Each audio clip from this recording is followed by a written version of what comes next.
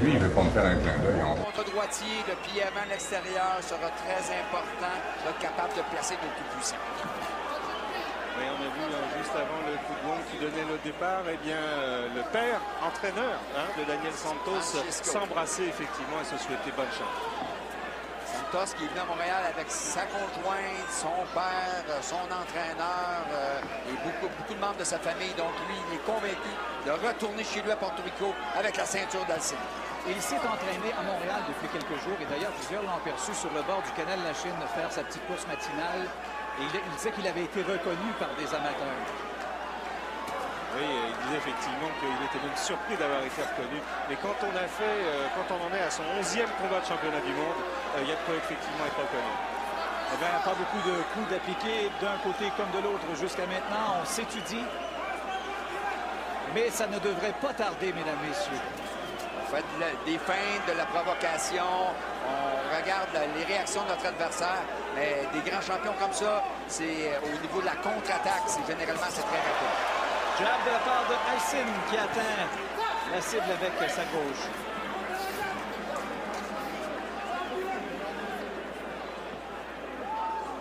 On a parlé de la carrière amateur de Santos. Il a aussi remporté une médaille de bronze aux Jeux olympiques d'Atlanta, perdant 13-11 contre le légendaire russe Oleg Saitov, triple médaille olympique.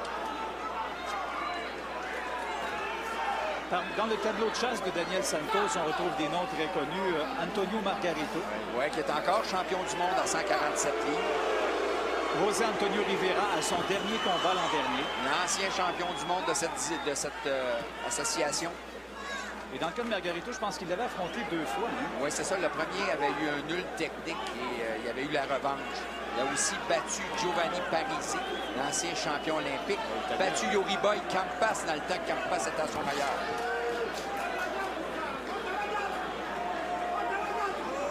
Et on lui demande de monter sa garde dans le coin de Joachim Alcine. À sa ceinture, Santos a le nom de sa conjointe, lui qui est père de 2 enfants. Alcine, lui, sa conjointe, c'est Marianne. Il est père de 3 enfants, donc des hommes de famille. Avec 25 secondes à faire à ce premier round, une série de 12. Oui, un round d'observation. Les 2 hommes n'ont pas encore lâché et ouvert la machine. On s'observe, on essaye de voir où est-ce que ça pourrait passer.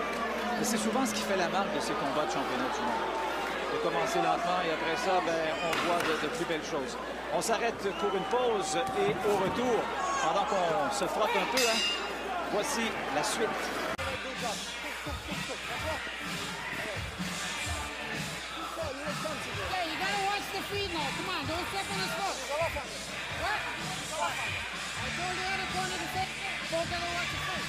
Alors, dans le coin de Joachim Alcine, c'est Howard Grant qui est son entraîneur qui est en train de lui servir quelques conseils. Il est accompagné de Otis Magic Grant, l'ancien champion du monde, et Bob Miller, un spécialiste des coupures. Un magicien, magicien. Il a fait tout un travail avec Herman Ngunjo il y a à peine quelques semaines. Carte de M. Jutra après un round. On donne le round à Daniel Santos. Mais disons qu'il n'y a pas eu tellement de matière à voir qui est-ce qu'il y a le dessus. Bon, on n'a pas vraiment eu de domination et en général, on donne le round au champion du monde, mais peut-être que l'œil aiguisé, et ça j'en suis convaincu, l'œil aiguisé de Guy Jutra a vu d'autres choses. On n'en a point de doute. Il y a beaucoup de respect de ces 2 champions. Santos qui s'est porté en attaque et c'est finalement Marlon B. Wright qui sépare les 2 pugilistes qui se regardent avec beaucoup de respect quand même. Howard Grant avait eu une remarque savoureuse quand il a rencontré pour la première fois Santos. Il a dit « c'est un beau bonhomme, il doit avoir une bonne défensive ». Parce qu'il a le visage qui n'est pas très tuméfié. Il n'y a pas trop de traces de ses combats précédents quand même. Et c'est ça la boxe finalement, frapper l'adversaire sans se faire toucher. Bel essai au corps ici de Santos, a bien descendu. Joachim qui tentait de faire baisser la garde un peu son adversaire avec un coup au corps pendant que la foule se met de la partie ici. Oui, prudent Joachim, il étudie encore son adversaire. Il n'y a pas encore eu gros coup de puissance de donner de part et d'autre et effectivement, oui, effectivement, il y a Santos qui dit, bon, est-ce qu'il boxe? Ben, c'est à lui, dans le fond, absolument. de faire la machine. Hein? Oui, c'est lui qui doit aller chercher la couronne mondiale. Avec le pied très très près. Et c'est pour faire un peu réagir, j'ai l'impression, Joachim Alcine. Et là, Alcine, lui aussi, tente sa main arrière au corps maintenant. Mais est-ce qu'Alcine doit embarquer dans le jeu de Santos, Bernard? C'est certain qu'au niveau de l'intensité, Alcine doit démontrer de l'intensité. Et éventuellement, il va falloir qu'il ouvre la machine. Jouer au plus fin avec Santos peut avoir des mauvaises surprises. Oh, crochet! Eh oui, enfin, c'est le coup qu'on attendait, là. Moi, j'aime beaucoup, Bernard, la manière dont Joachim est campé sur ses jambes, véritablement solide, beaucoup plus solide que les fois où il nous a pas complètement habitués à ça. Je suis un petit peu en désaccord avec toi, oui? Robert. Il est un peu large dans ses pieds et des fois, il va perdre l'équilibre sur des combinaisons longues à cause de ça. Donc, on recommande environ la largeur des épaules et Joachim dépasse de beaucoup ça. Mais ça lui convient bien. Alors, moi, je me rappelle d'un combat qui avait été présenté ici même contre Javier Mameni, et ça avait été le meilleur combat de Joachim Alcine, je pense, Bernard. Je ne sais pas si vous êtes d'accord avec ça. Absolument. Toute une performance après un premier round dramatique où Joachim a plié les genoux. Voilà. Et bien là, on est dans le coin. Marlon B. Wright qui sépare les deux boxeurs, alors que le deuxième round tire maintenant à sa fin, pendant qu'on vient de voir une belle gauche appliquée par Daniel Santos. Oui, une belle réaction de Joachim ici, une réaction immédiate. On s'arrête pour une pause. Vous écoutez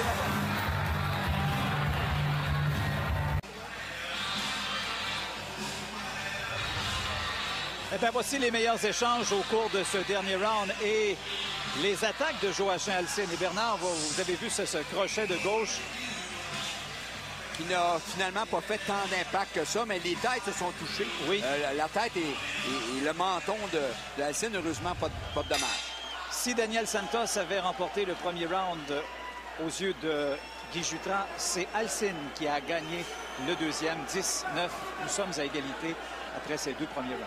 Oui, Alcine qui a travaillé, qui a peut-être porté les coups les plus payants. En tout cas, c'est vraiment l'impression qu'il nous a donné. Et jusqu'à maintenant, les boxeurs ont travaillé en plus simple. Très peu de combinaisons, on est hésitant, on respecte énormément l'adversaire et on a peur de se faire prendre en contre. Joachim qui semble prendre de plus en plus de place dans le ring, qui s'approche davantage de son adversaire. Mais est-ce qu'il réussira à l'atteindre solidement? Jusqu'à maintenant, dans les deux cas, ça n'a pas été si évident que ça. Pour les deux boxeurs, le jab est très difficile à placer à cause du positionnement des pieds, gaucher contre droitier. On y va généralement avec les coups puissants, direct de la main arrière, au corps ou à la tête, crochet de la main avant. Et jusqu'à maintenant, on a vu très peu de jab d'un côté comme de l'autre. Oui, Joachim qui se méfie terriblement de ce crochet du gauche. Et tous les amateurs de boxe qui s'y connaissent s'accordent à dire que plus le combat va avancer, plus ça pourrait tourner à l'avantage de Joachim Alcine. C'est entraînant en conséquence à partir du sixième, Bernard, d'être à son sommet de forme là, quand même. Oui, on n'a jamais vu Joachim Alcine ralentir dans ses combats jusqu'à maintenant en 30 combats. Tout le temps terminé ses combats avec force, une bonne condition physique, bonne préparation. Mais là, il a affaire à un grand champion aussi. Oh, la merdière! On l'attendait. Mais Daniel Santos, lui, ne l'a jamais vu. Et ça a fait réagir Santos qui s'est lancé en attaque immédiatement. Donc, on ne veut pas laisser l'adversaire prendre avantage si tôt dans le combat. D'ailleurs, on demande à Joachim d'attaquer. Et bien, Santos qui se porte à l'attaque. Première combinaison de Santos. Bien bloqué. Alcine, bien protégé avec ses bras et ses gants.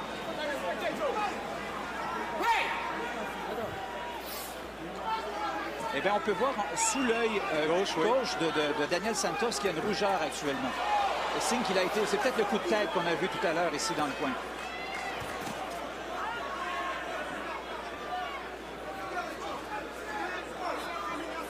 Alors, une bonne enflure quand même.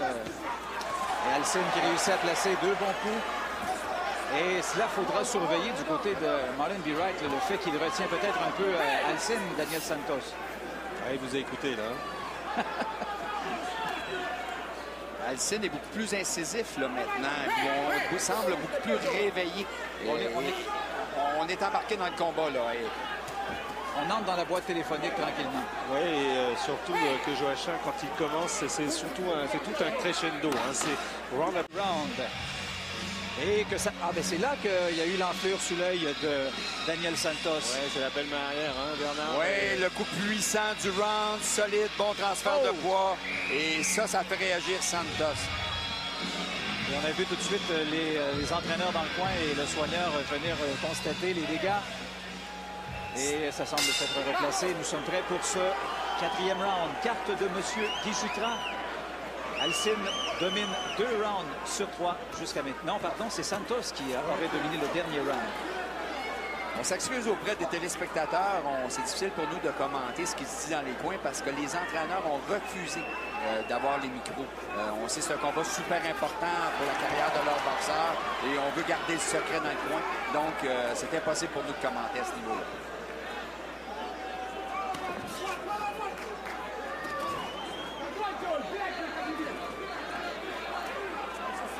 Toujours les deux à distance, avec un style qui est bien différent des combats qu'on a vus ici ce soir. Oui. On était tellement à l'attaque. Et ici, on retient... Attention à Santos qui vient d'appliquer 2 solides mains droites. Et Alcine va répliquer. 2 solides mains gauche, pardon. C'est pas cette droite-là, c'est l'autre. On a 2 boxeurs sur le ring qui réfléchissent énormément, qui sont instinctifs, qui ne sont pas mécaniques finalement. Et c'est de la boxe de haut niveau qu'on voit là. Et on nous avait prévenu, hein, Bernard, que ça allait être une partie d'échec et c'est exactement ce qu'on est en train de voir. Alcine qui a réussi pour une rare fois à placer son jab à la mâchoire de Santos. Mais Santos a fait, j'ai l'impression qu'il a fait mal avec les 2 coups qu'il a appliqués à Joachim tout à l'heure. Et voilà, Joachim dans les cadres devra se sortir de cette situation. Belle opportunité qui s'offre à Daniel Santos actuellement. Et Alcine doit contre-attaquer rapidement, ne doit pas laisser Santos lancer des coups et créer les ouvertures.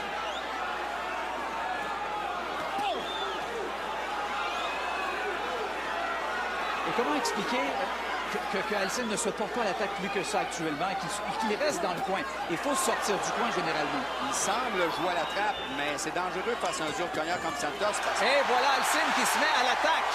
Et là, il y a eu une légère chute, mais je pense que c'était... Pas si c'était accidentel, je crois que oui. Où on est situé, c'était pas évident à voir.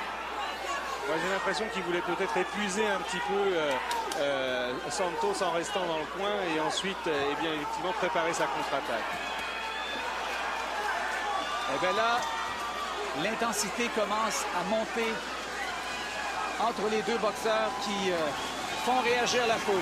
Les boxeurs ont pris leurs mesures là maintenant. Et de plus en plus, on travaille en combinaison.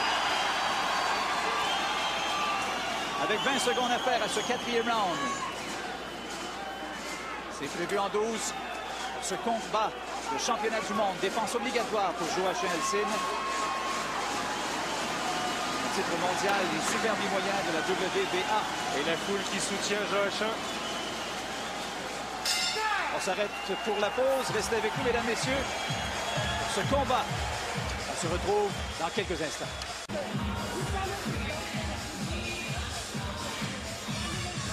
Et bien, voici les attaques de Daniel Santos survenu tout à l'heure avec sa main gauche qui a atteint la cible quelques fois.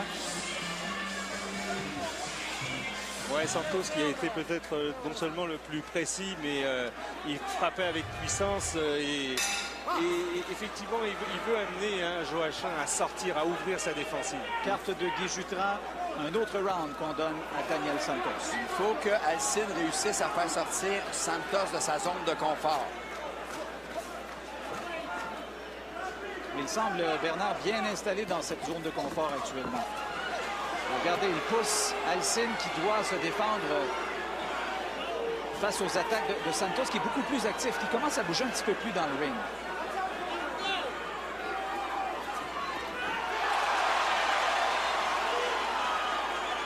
La foule a réagi sur cette main droite de Joachim.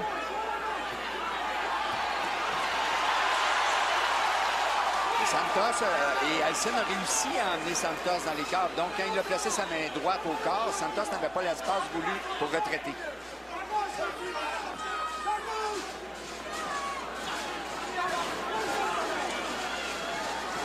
Mais c'est vraiment toute une partie d'échec à laquelle on assiste en ce moment.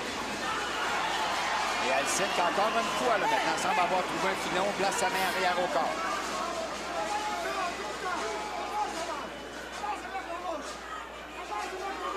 Eh bien, on entend Howard Grant juste à côté de nous qui dit « avance avec la gauche ». Eh bien là, belle droite, beau crochet. Il n'a pas eu le temps tout à fait de s'esquiver, Daniel Santos. Et pour la première fois du combat, Alcine est maintenant l'agresseur, c'est clair. Et je pense que dans les circonstances, il était temps, bien que là, encore une fois, Alcine vient d'atteindre la cible solidement.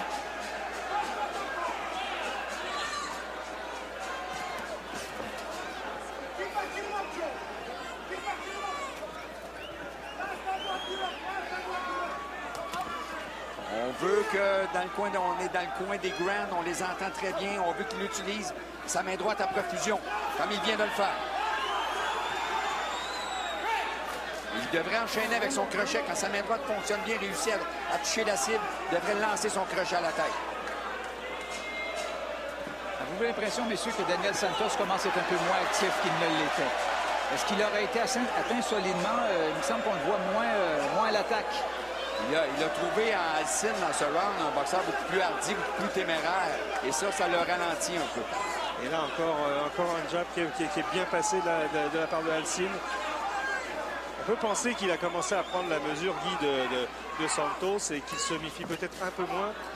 Il sait ce qu'il doit faire. Il doit être intense. À partir du moment qu'il travaille, Santos est hésitant. Alors, à 10 secondes de la fin de ce round, le 5e. Voyons voir comment tout cela va se terminer avec un échange des deux côtés. La pause. À tout de suite.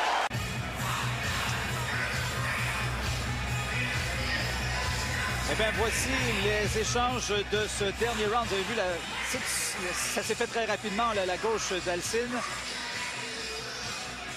Oui, on voit que Alcine est déjà beaucoup plus sûr de lui, beaucoup plus sûr de ses coups. Et mesure bien la distance qu'il y a avec Santos. J'ai peut-être une bonne nouvelle à vous apprendre. Monsieur Jutras a vu le round à la faveur de Joachim Alcine. Oui, on a travaillé pendant la pause, on a travaillé dans le coin de Santos sur l'enflure sous l'œil gauche qui commençait à prendre un peu de volume, un peu trop de volume. Le grand gaucher Sergei Dzindziruk qui lui a enlevé sa couronne WBO en 2005 en mettant justement beaucoup de pression sur lui. Et il faut absolument ne pas laisser l'espace voulu à Santos pour nous désarçonner.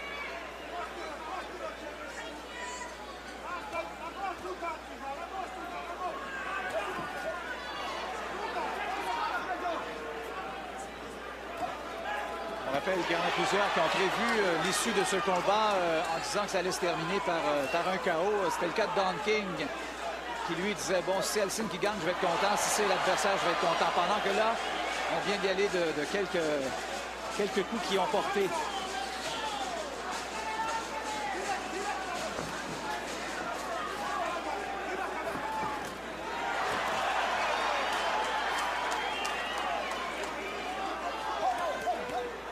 Ce qui est bon, c'est que Santos respecte beaucoup Alcine parce qu'il est lent à revenir en contre-attaque. Ça donne la chance à Alcine de se replacer. Donc, pour lui, c'est intéressant de continuer à attaquer.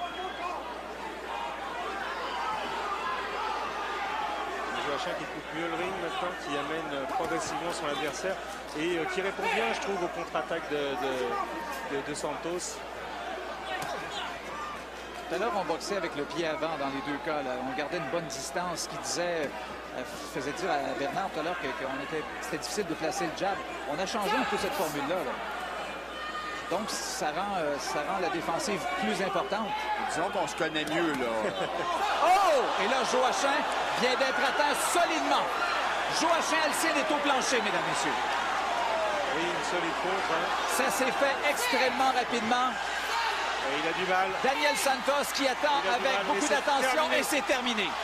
Oh, c'est la consternation ici au stade Uniprix. On craignait la force de frappe de Daniel Santos. On en avait parlé de la puissance de Santos. Sa main arrière solide sur la mâchoire. Entré dans le coup. De plus en plus, il se portait en attaque. Et Santos a réussi à transférer son poids.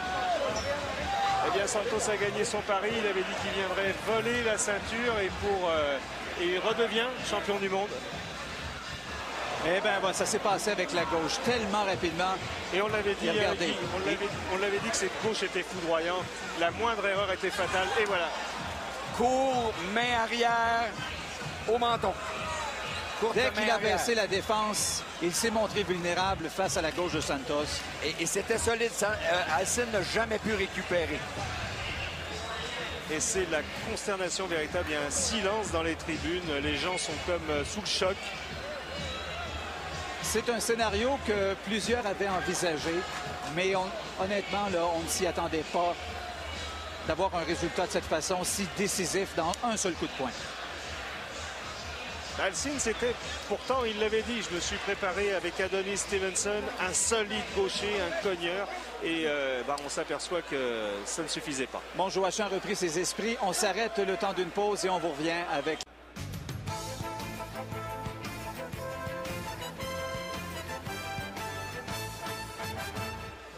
Alors, on vous rappelle que Joachim Alcine vient de s'incliner contre Daniel Santos par mise hors de combat. Ça s'est fait extrêmement rapidement avec ce crochet de gauche, on le craignait, et c'est arrivé. Alors, immédiatement pour la décision, on s'en va à Christian Gauthier.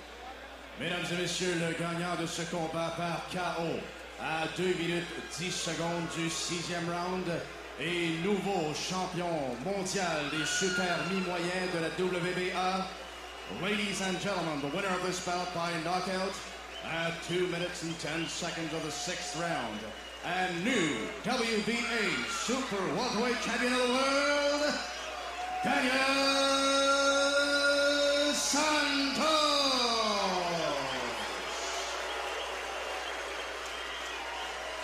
Eh bien voilà, on confirme cette victoire de Daniel Santos. C'est son nouveau titre de champion du monde. S'affiche maintenant de 32 victoires. 23e KO en carrière.